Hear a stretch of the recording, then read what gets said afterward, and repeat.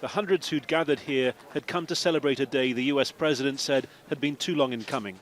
Among them, representatives of the US Congress, who'd long worked for the embassy move, and evangelical Christians, to whom Donald Trump had promised it on the campaign trail. And I believe, Father, I speak for every one of us when we say, we thank you every day that you have given us a president who boldly stands on the right side of history.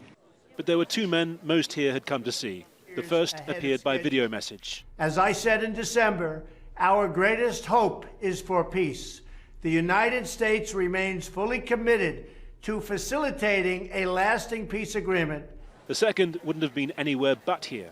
Benjamin Netanyahu enjoying a triumphant moment to the full. We have no better friends in the world. You stand for Israel and you stand for Jerusalem. Thank you. He said that as he was speaking, Israeli soldiers were defending Israel on the border with Gaza.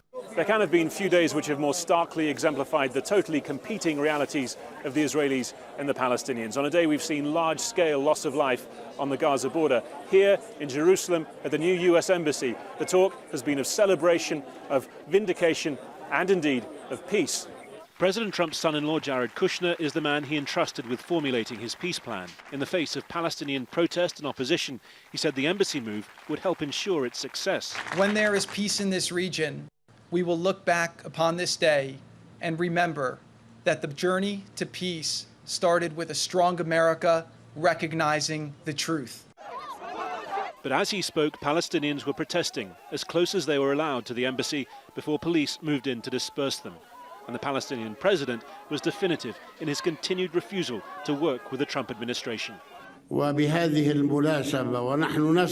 Today they opened the embassy. This is not an embassy. It's a US settlement outpost. Before that, we had an Israeli settlement outpost with the American support.